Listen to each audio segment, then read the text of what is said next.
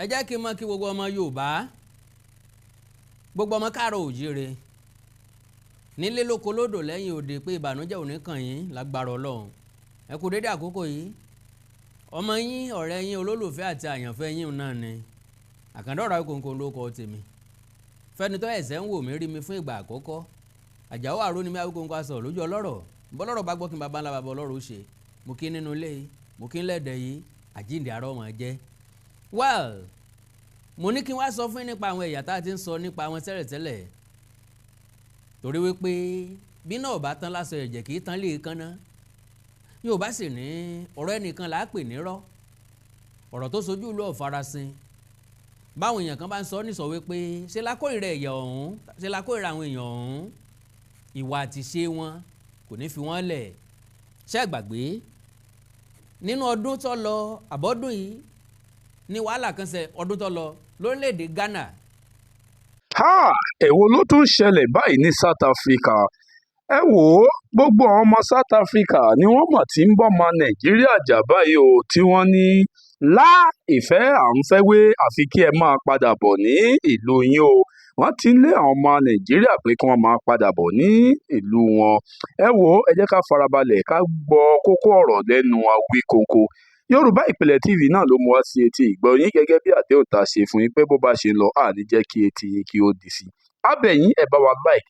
ẹ share ẹ subscribe sórí ẹ má gbàgbé láti tẹ aago pélébé tí ń bẹ lókè yẹn kó lè mọ mú yín wá sóko rántí lóòrèkóòrè tá a bá mú ètò wá ẹ ṣeun. nígbà tí àwọn ẹ̀yà Ìgbò yan èzè ìdìbò ń bẹ̀ táwọn ọmọ Ghana yarí tí wọ́n bẹ̀rẹ̀ sí ní kó pátákó káàkiri tí wọ́n ń ṣèwọ́de páwọn ò fààyè gbarú ẹ̀ níbi táwọn ẹ̀yà Ìgbò lórílẹ̀‐èdè Ghana tí wọ́n ti ń kówó jọ tí wọ́n láwọn fẹ́ ní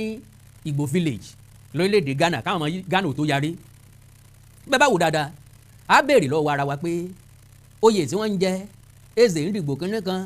ọba kínní kan kí láǹfààní tí mú bá wọn torí bẹ́ẹ̀ yọ̀bá ní jalè bẹ́ẹ̀ yọ̀bá ní fẹ́wọ́ orí màálù yẹ kó tọmọdé mọ gàrí àti pàápàá níta bá wá sóde là gbájúmọ́ kí làwọn èèyàn bá lọ sẹ́yìn odi mọ ebi kọ́kèlè wọn ò lè pọ́n lórí kí wọn ò lè rí ṣe ibì kan bẹ́ta ibì kan bí ilé bá rí bí ilé tó korí bí oko káfọ́ mú bì kan èmi rò pé ni wọ́n bá lọ sókè òkun tàbí bá lọ sórílẹ̀-èdè yòówù kan wà tàbí bá lọ sí ìlú yòówù kan wà kí ló dé tẹnu kì í sì lára fọ́kèmù àwọn ẹ̀yà Ìgbò àwọn ikàn náà ni wọ́n sọ pé Lagos is no man's land àwọn ikàn náà ló fẹ́ gbalẹ̀ lábẹ́òkúta àwọn ikàn ló fẹ́ gba tìjẹ̀bú àwọn kan ló fẹ́ gba Ìbàdàn àwọn kan ló fẹ́ rẹ́dì láti gba tòṣogbo wọ́n múra láti gbà Àkúrẹ́ bẹ́ẹ̀ dádó Èkìtì ẹ̀rọ ọmọ Yíbò ń bẹ̀rẹ̀ pẹ̀tẹ́ lóòótọ́ ń tá mọ̀ ọ̀pọ̀lọpọ̀ nínú wọn sí náà ní industrialization pé in business kò síbi tó ti fẹ́ fọwọ́rọ́ ẹ̀yà Ìgbò sẹ́yìn nínú ẹ̀yà tó mọ okòòwò ṣe láyé ọbẹ̀ ẹ̀yà Ìgbò ń bẹ ṣùgbọ́n níbi ká fẹ́ jẹ gàba ká fẹ́ sọ nǹkan oníǹkan di tẹni òun náà ni àléébù ara wọn bíi toníkòyí tá a fi pé ẹ̀sọ́ wù mí ṣùgbọ́n ogun àjàwẹ̀yìn ní mú ẹ̀sọ́ wù mí jẹ́ ogun ojoojúmọ́ ní múlé wọn sún mi lọ gbogbo àwọn nǹkan yìí ìnínà ká àléébù sí ẹ̀yà Ìgbò now bẹ́ẹ̀ bá tún gbàgbé lẹ́nu ọjọ́ mẹ́ta yìí òun náà nìkan lọ sóde Ọ̀yọ́ tán náà fi jẹ́ èsè ìdìbò South West ìjọba ìpínlẹ̀ Èkó dìbò nkẹ́ wọ́n láwọn ò fọwọ́ sí kò sáàyè tí ń jẹ́ èsè ìdìbò kankan bì kan ọlá Fọláyàn ò wúlò lájò ilé babẹ́ ńlá tí gbé Fọláyàn tí gbé yẹni ẹ bá fẹ́ joyè kọ́ lọ joyè nù ran wọn ẹ̀yà Ìgbò nìkan kọ́ o ni wọ́n ń ṣe léyìí ẹ̀yà Yorùbá náà ń ṣe oríṣiríṣi ọba Yorùbá lókè òkun l'Amẹ́ríkà ní London káàkiri níbi àyè bá ti gba kálukú àtẹ̀ntọ́jọ́ ọmọ ọba àtẹ̀ntí ọ̀wá láti ìdílé ọba ìwọ́tọ̀ ọba jọ́ ọmọ ọba gan-an bọ́ ọba ti rọ́ọ̀ba jẹ́nu lóyún ó ti mọ̀ pásìkò tí ì tó ni ọmọ ọba tó ń jẹun àpọ́nlé àti iyì ń bẹ́ẹ̀ dànsáàkì ń bẹ́ẹ̀ fọmọ ọba prince àwọn kan prince tó jẹ́ pé fake prince ni àwọn kan prince tó jọ ọmọ ọba àwọn èèyàn mọ̀ pọ̀ ọmọ ọba lélẹ̀ lóòótọ́ tó bá ti lè proof ẹ̀ ọba àwọn tí ń yò ọba àlùbí báyìí ṣé bàbá ẹ̀ gangan lọ́jọba rárá o ẹ̀gbọ́n bàbá mi lọ́jọba o tábúrò bàbá ẹ̀ bá jọba tẹ́gbọ́n bàbá ẹ̀ bá jọba tọ́mọ inú ilé yín bá ti jọba ọmọ ọba nìwọ náà so eléyìí tí wọ́n fẹ́ sọ̀rọ̀ nípa rẹ̀ yìí South Africa ló ti wáyé lógúnjọ́ oṣù kẹta tá a wà yìí náà ni lórílẹ̀‐èdè South Africa náà ni wọ́n tún ti yẹn ìzè ń dìgbò tó tún di wàhálà tó diran tó táwọn orílẹ̀‐èdè South Africa ti ń kó àtẹ̀jáde síta páwọn ò fọwọ́ sí ó wà illegal, òfin àwọn ò gbà láàyè, àwọn ò tiẹ̀ ní interest nínú ẹ̀. Wọ́n á béèrè pé kí ló le tó bẹ́ẹ̀, kí ní sàwọn ẹ̀yà Ìgbò gangan, kí náà fẹ́ fèsì ń dìbò ṣe ńlẹ̀ onílẹ̀. Àwọn kan ti ṣe bẹ́ẹ̀ ní China tí ọ̀pọ̀lọpọ̀ àwọn ọmọ ẹ̀yà Ìgbò náà tí wọn ò fọwọ́ sí, táwọn náà láti jáde síta nípa àwọn ò lọ́wọ́ sí o, kò dẹ̀ sí nǹkan tó ka wọn, ní táwọn bá wá sí China kọ́ leléyìí. Okòwò business làwọn bá wá sí China, kì í ṣe ń ṣe ń dìbò, kì í ṣe láti wá dominate ilé onílẹ̀. Ta ló tiẹ̀ fẹ́ dominate China? Bó ló fẹ́ ṣe? Lẹ́yìn kí kálukú ọ̀tajẹ̀ kọ́ wọlé, kí kálukú orí tiẹ̀ ṣe, kó fúdi tajẹ̀ ṣe, kó wá ṣe nǹkan rélé, kó wọn padà bọ̀ ńlé, kó wá fìsinmi sílé. So ó jẹ́ nǹkan tó yà yàn lẹ́nu. Ìròyìn tí mo rí náà ni pé tension in South Africa over coronation of Nigeria Igbo king in Eastern Cape ní March 2026. The controversy followed reports that the Nigerian national Solomon Ogbonna Eziko was installed as Igwe Indigbo, a title representing the leader of the Igbo community, during the ceremony held over the weekend in the Kugompo area. An outrage has erupted in South Africa's East Cape after traditional authorities strongly rejected the reported coronation of a Nigeria Igbo community monarch in East London, describing the move as illegal and capable of igniting communal tensions. So why tó wá jẹ́ wípé gbogbo nǹkan tí bá ń ṣẹlẹ̀ lọ́dọ̀ láàrin tiwọn ni máa ń mú wàhálà dání, ni máa ń mú apọn dání, ni máa ń mú káwọn èèyàn sọ pé àwọn ọ̀fẹ́ àwọn ọgbà ní gbogbo ìgbà. Kò yẹ kó rí bẹ́ẹ̀ náà. Now ẹ já gbọ́ síwájú sí i. The controversy followed report. Okay? Now, however, the Eastern Cape House of Traditional and Khoisan leaders has distanced itself from the development, warning that the action undermines established traditional governance structures recognized under South African law. According to MDN News, n tó bá ti tako òfin ìlú tá a bá wà, orílẹ̀-èdè tá ti ń ṣàtìpó, ibikíbi tá a bá ti ń sọ̀rọ̀ ajé, ó yẹ ká yàgò fún. N tó bá bófin mu ló yẹ ká máa ṣe, torí òní kọ́ torí ọ̀la ni. Káwọn nǹkan tá à ń ṣe kọ́ mọ́ dínà orí mẹ́lòmíì. Ṣé rí nísìn? Àfìgbà tán ba ìrìn àjò Dubai jẹ́ fáwa tá àti ìlọ, tá ń gbàdúrà pa afẹ́ lọ, tá ń gbèrò pa afẹ́ lọ, tá ń rewó jọ pa afẹ́ lọ, tá ń múra pa afẹ́ lọ, wọ́n mọ̀ bá ìrìn àjò bẹ̀ jẹ́ o. Ìjọba Saudi àbí ìjọba United Arab Emirates ní Dubai, àtẹ̀jáde tí wọ́n fi ìta ẹni apá rẹ̀ bá kakọ́ lọ, bó bá fẹ́ lọ sí Dubai ó gbọ́dọ̀ ní $10,000 nínú àkáǹtì ẹ tí ọmọ mẹ́. Wọn ò sì ní working visa, visiting visa ni kó wọlé kó jáyé kó sì jáde padà, ntọ́kàn wọn nìyẹn. Now, the disputed location falls within the jurisdictions of King Jonguzolo. So àwọn náà lọ bá ń South Africa. Ọ̀dà Jonguzolo Vuluwandu Sandilu Sandal of the Amara Abe Kingdom, a factor that has further eaten the sensitivity of the situation. In the statement, the House described the installation as a breach of customary practices and a violation of the legal framework guiding traditional leadership in the country. Nínú ìlú yín ìsọmọ ọba, nínú ìlú yín rọ́bà jẹ ẹ̀róyè jẹ, kí la fi jọba? Ẹ wá ṣe nǹkan mèremère ńlé, ẹ yí ìgbé ayé àwọn ọ̀dọ́ padà, ẹ tọ́ọ̀tì ìgbésí ayé àwọn arúgbó, ọba ìlú yín recognize yín, wọ́n fi ń joyè. Yàtọ̀ sí kẹfẹ́ lọ jọba nílùú onílùú, Yorùbá ní ẹ ń bá nílẹ̀, ẹ ń bá nílùú là níjọba, àìjoyè sáàrin ebè, kò sẹ́ni tí ìjoyè sípò oroko. Ẹni tí ó jọba gbọ́dọ̀ nílùú, ẹni tí ó jẹ ìjoyè tí ó joyè ó gbọ́dọ̀ lágbólé, kò sẹ́ni tí ó joyè òṣèrònà. Ẹ kọ́kọ́ tún lè yín ṣe nà ó, kí lọ bá òkè òkun wù yín jẹ sí, kí lẹ fẹ́ mú ń bọ̀ ẹ̀. Kàn mọ̀ pọ́n ilé nílùú onílùú, kàn mọ̀ dáìmọ̀ nínú ìlú tí ẹ bá ti jọba nínú ìlú kan kò ní fi ìlú yẹn lẹ̀, because inú ìlú yẹn ló ti jọba. Ṣé tẹ bá ń bọ̀ ní Nàìjíríà wà gbélẹ̀ kí oyè bọ̀ sí ilé sí Nàìjíríà,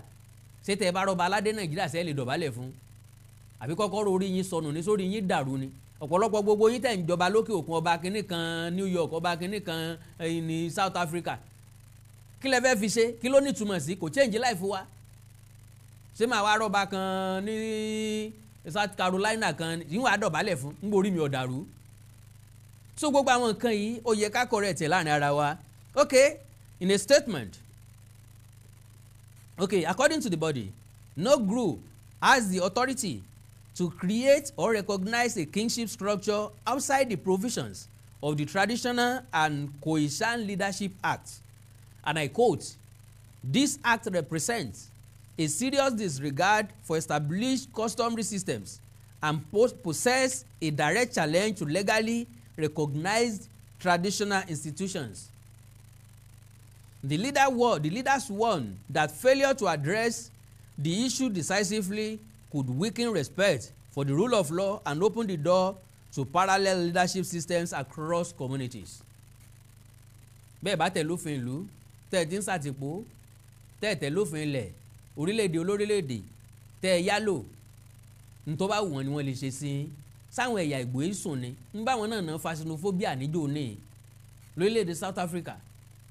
ń bá wọn náà ni wọ́n prompt ẹ̀ ń bá wọn náà ni wọ́n fà á ń bá wọn náà ni wọ́n ṣe nǹkan tó lead sí tán fi ń gbẹ̀mí ọ̀pọ̀lọpọ̀ àwọn èèyàn nígbà náà lọ́hùn so gbogbo àwọn nǹkan wọ̀nyí ó yẹ kó ti jẹ́ ẹ̀kọ́ fún wa ṣùgbọ́n ọ̀rọ̀ wa lórílẹ̀‐èdè Nàìjíríà bí nǹkan bá ti mú fún wa díẹ̀ láàrin ìṣẹ́jú kan ó ti parẹ́ àti gbàgbé ẹ̀ a tún ti continue the same thing tán ní àmọ́ ṣe mọ́ the same thing tá a ṣe tàbí tí wọ́n resist tí wọ́n gbà lọ́wọ́ wa á fi wọ́n lára balẹ̀ díẹ̀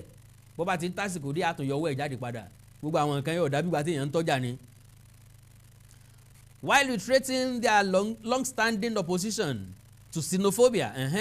the traditional authorities cautioned that such actions could unintentionally trigger divisions if not urgently handled.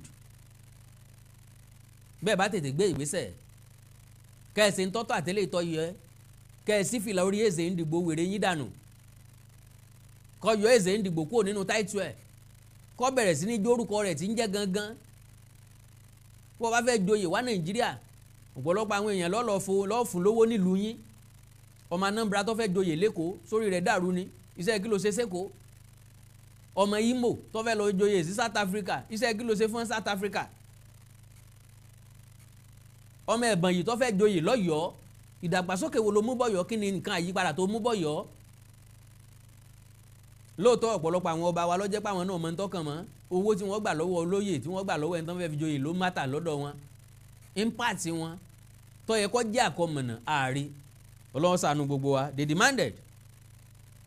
an immediate public apology from those involved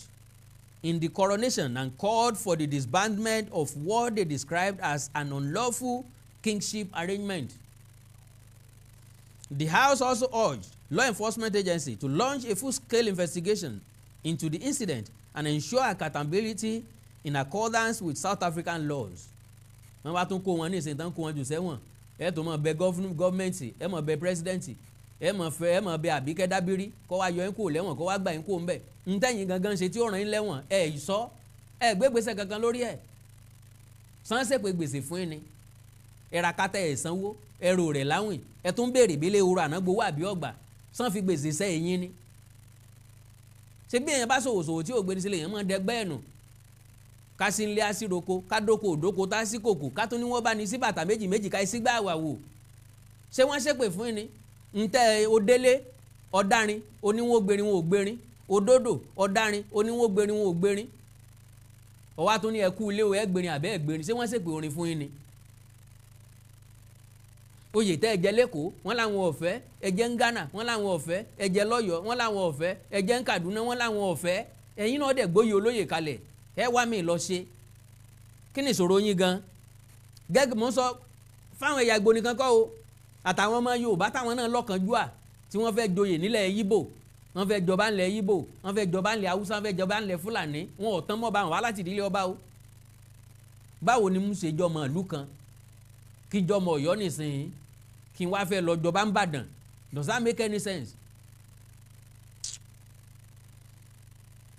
Okay.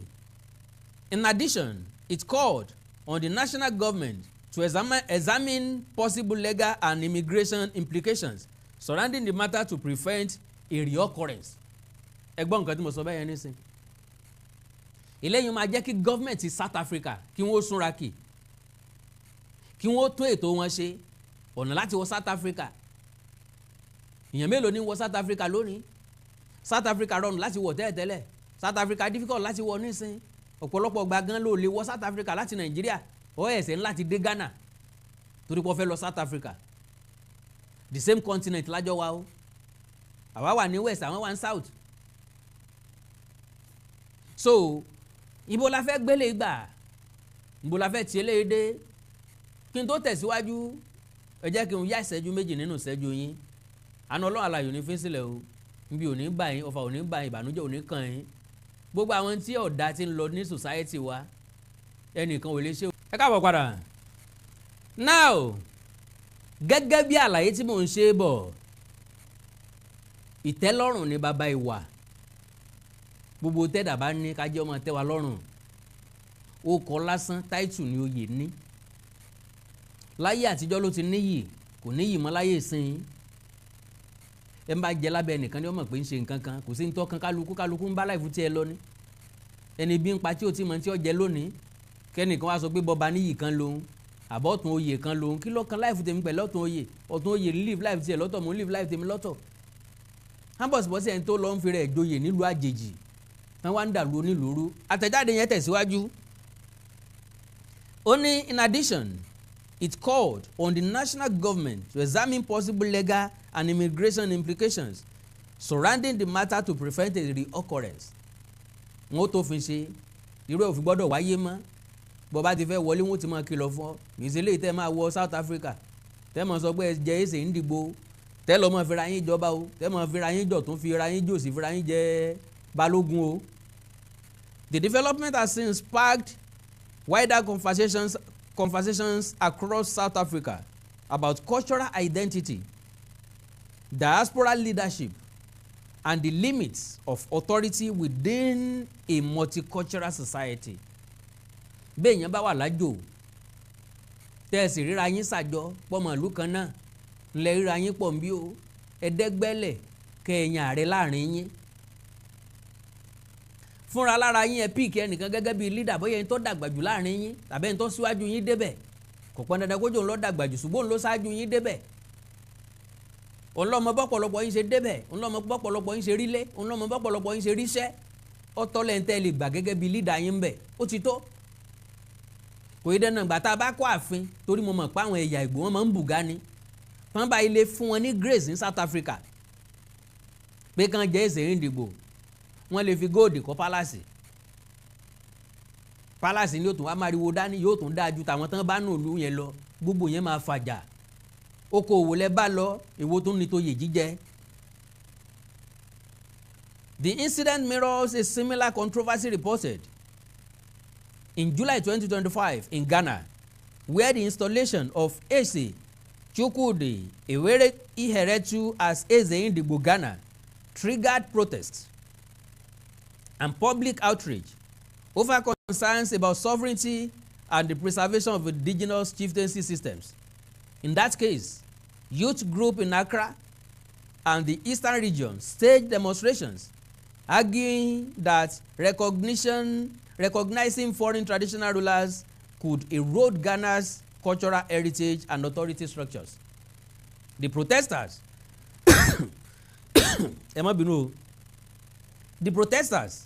warned against what they described as the emergence of foreign thrones amid fears, though unverified, of plans to establish an Igbo settlement with quasi-traditional authority. Despite the backlash, Eze Chukwudi Iheretu and other Igbo leaders maintained that the title was purely ceremonial. wọ́n ní kò ní nǹkan kan ṣe ó kàn wá ceremonial lásán ló wà fún nǹkan irọ́ ni o nǹkan fẹ́ jẹ náà ti jẹ o. Intended to unify the Igbo diaspora and promote cultural identity without any political or territorial ambitions. bẹ́ẹ̀ bá fẹ́ protect tẹ́ fẹ́ promote Igbo identity àti cultural value kò sí nǹkan tó ní kẹ́ mọ̀mọ́ sí ayẹyẹ tẹ́ bá ń ṣe níbẹ̀ lọ́dọọdún. kẹ́ẹ̀kan yín olórí kan ọ̀tán kò di dandan kó jẹ́ baálẹ̀ kò di dandan kó jọba kò di dandan kó jẹ́ Eze Ndigbo president òtítọ́. So as tension grow in South Africa, it is expected